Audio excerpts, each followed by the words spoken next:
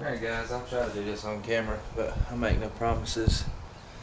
So once I get started, I ain't gonna stop to fool the camera. I'm just gonna take me a piece of old t-shirt, fold it up, dip it in my stain. Won't take much. I'll start at the top and I'll just kind of rub it down across there like so.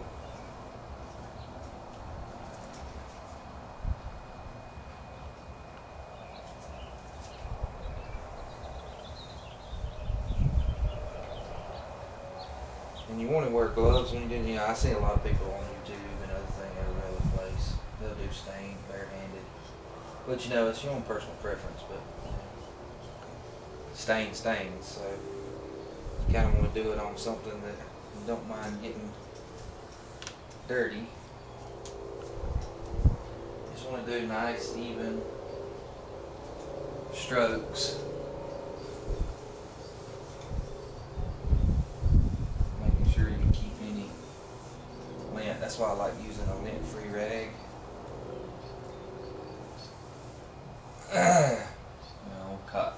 Well, you can use a cotton t-shirt, you just got to be mindful not to get any, not to do something stupid like that. Let's run your coat hanger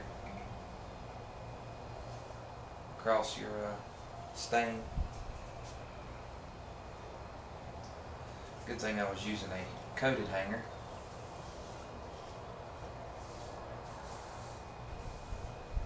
I think this is going to turn out to be a pretty nice piece of wood.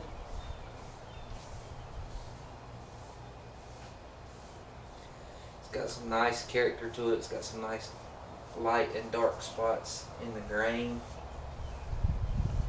I don't know if some of the old finish had dried into it and went a little deeper than I was willing to sand it out. But I think it's going to turn out pretty nice. And when you do this, you want to make sure that you get the inside of the barrel well too. Any place that you're going to see, it's pretty much all you have to do to stain is just wipe it on and wipe it off.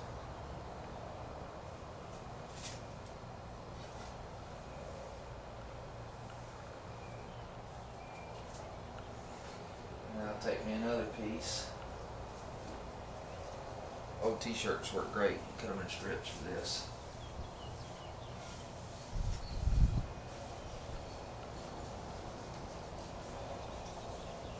I usually like to stick my fingers up inside the trigger area.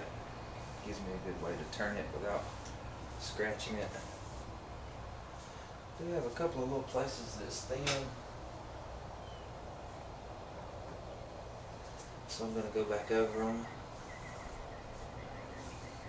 real good. That's the thing about stain, is it stains. The longer you leave it on, usually the darker it gets. Usually I find that you can do a whole stock before you need to start wiping it off.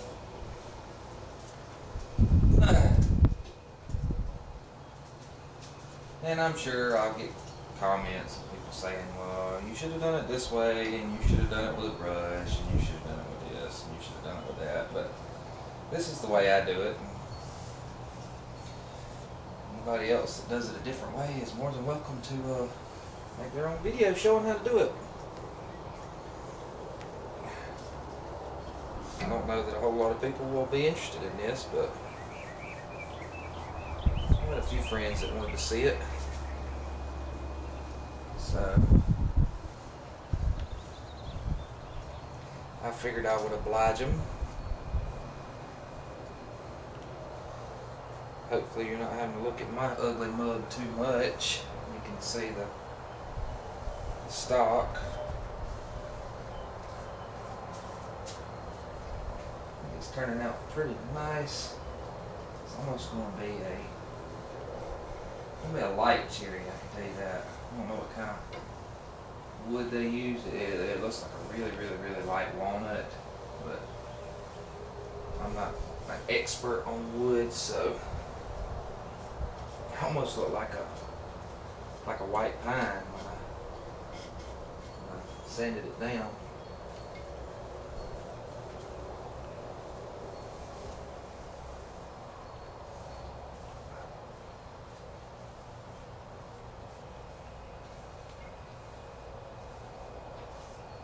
Alright, we're going to call that one coat. Wipe off any excess I got.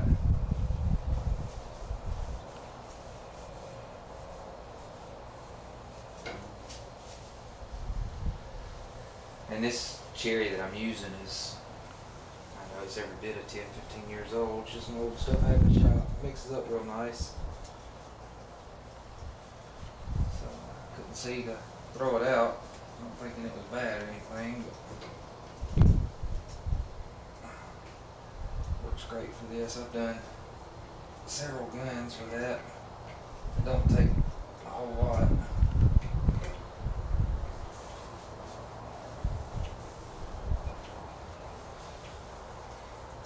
Alright.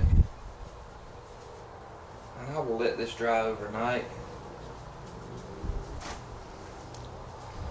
And I will put on another coat tomorrow.